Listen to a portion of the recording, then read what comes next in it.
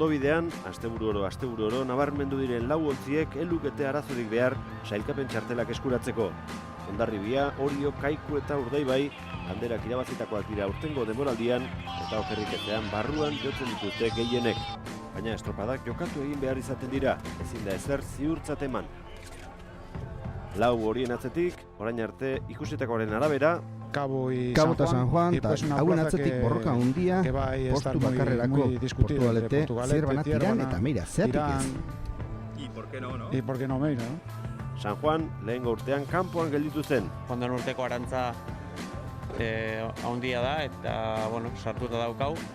San Pedrok gora egin du azken asteetan eta kiniela batutan ageri da. Azkenengo estropetan oso dinamika ona eraman dugu, emaitza ona lortu ditugu eta azkenengo estropetako maila emate baldin badeu, hor numai du erdeu. Lana ondo egiten ez duenak badaki.